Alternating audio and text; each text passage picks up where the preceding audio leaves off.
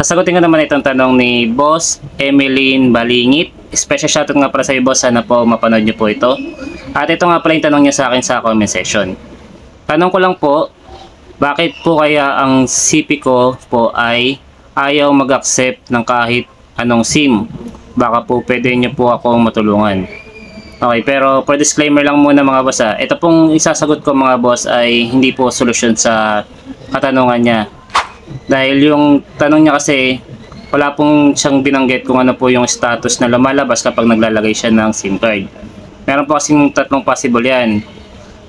Baka yung isa, hindi niya po nabanggit kung invalid SIM ba yung nakalagay, or kaya insert SIM card lang yung nakalagay kahit na nilagyan niya ng SIM card, or kaya kahit may SIM card, may nakalagay po sa itaas na no service. Ngayon, isa-isahin ko po yan mga boss.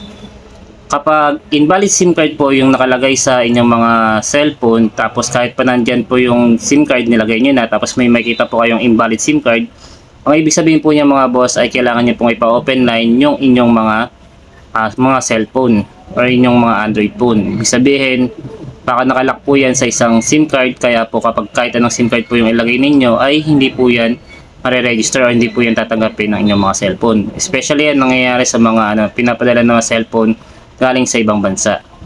And then yung pangalawa naman mga boss, kapag insert SIM card yung nakalagay, possible na sira po yung lagayan ng SIM card, or kaya yung SIM card IC mismo ng cellphone yung sira. Kasi sa ngayon kasi bihira na lang naman na masira yung lagayan ng SIM card, yung pinagsusuksukan.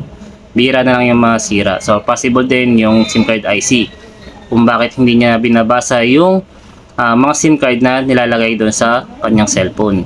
Or kung ito rin po yung problema nyo, at least pagkakaroon kayo ng idea. And then yung pangatlo naman, yung kahit po may SIM card kayo nilagay, tapos pag nakita niya po sa itaas ay no service, kapag ganun naman po yung scenario, ay possible naman po ang sira nun ay para po sa signal ng inyong mga cellphone. Ayun po yung possible na sira po. Kumbaga, di ko alam ang pinaka-term pero signal IC or ano, basta yun po yung namin. Kadalasan kasi pag signal IC ang tawag namin. Ayan.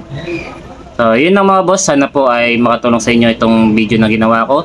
At kung nagustuhan mo naman ang video na ito, ay isang thumbs up lang at thank you comment, ay masaya na ako. Share nyo din po sa iba, baka po makatulong. Maraming po salamat sa inyo mga boss.